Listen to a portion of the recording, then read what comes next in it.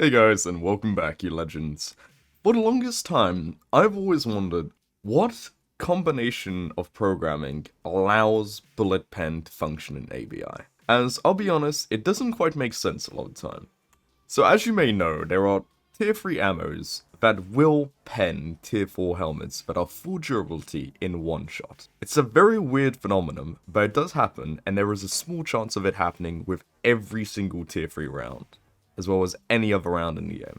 On that basis, can we understand the programming and the statistics of each bullet to understand what it is that's functioning as the ultimatum as to whether a lower tier round will pen a higher tier helmet? And that's what we'll be covering in this video today. Stay tuned, like and subscribe, and let's get right into it. In keeping this test as fair as possible, I tried to apply as many control variables as possible, of which one of them would be trying to keep a gun as similar as possible to each of the other ones in use.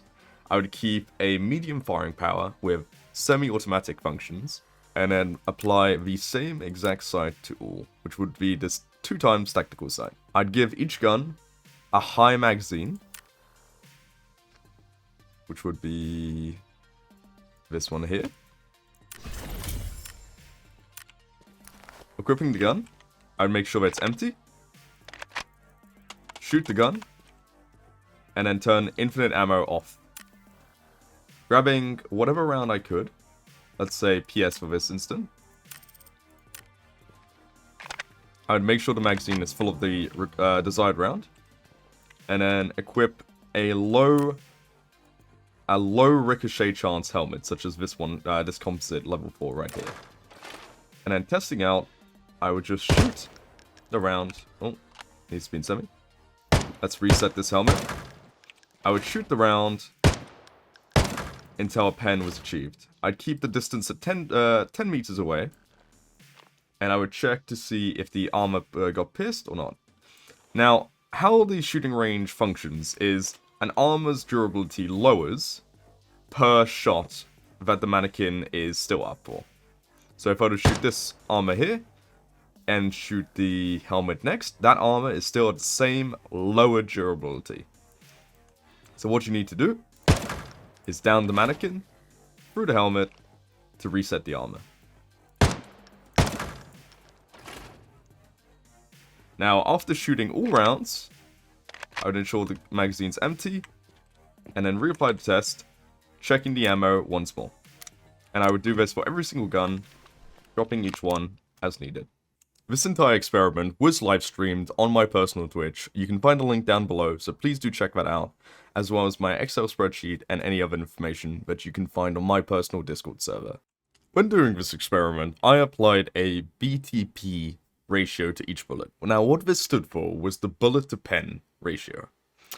Each bullet would have a certain amount of rounds required to pen a level 4 helmet, and this would differ per mannequin. After a certain amount of runs, the average would even out.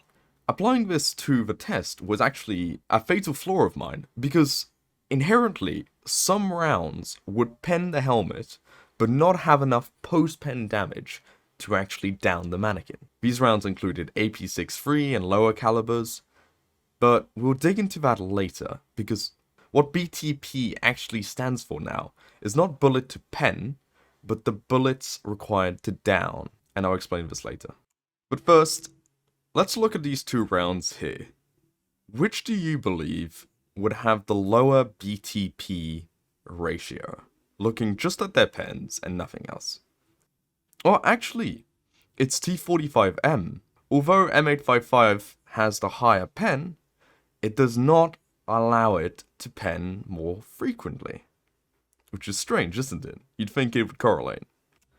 In the ABI community currently, there is a strong belief that there is a hidden stat applied to every bullet that is not listed in any of the variables. This hidden stat, surprisingly, is believed to be the weight of the bullet itself. To give you an example, imagine an anvil with a set damage number applied, dropping on a PMC. When the anvil gets dropped on an unarmored limb, it immediately applies the full damage ratio from that round, which would be the number placed on the anvil. If you armor up that limb, and drop the same anvil, with no other variables such as ricochet, that limb will not only undergo the pen of the bullet, but will also undergo the post damage times the weight of the bullet itself. And certain bullets, such as 7.62 by 39, 7.62 by 51, seem to have a higher bullet weight than others.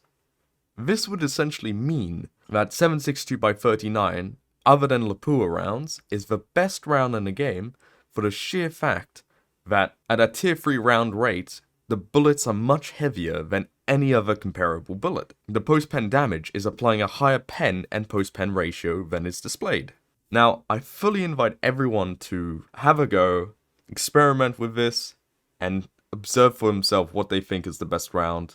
But from my experiment, it seems pretty conclusive that 7.62 by 39 is inherently the best tier 3 round in the game, and when applied to tier 4 rounds, it still holds up, but M80 seems to hold up a little bit more as a heavier round. Thanks for watching, guys, and I'll catch you in the next one.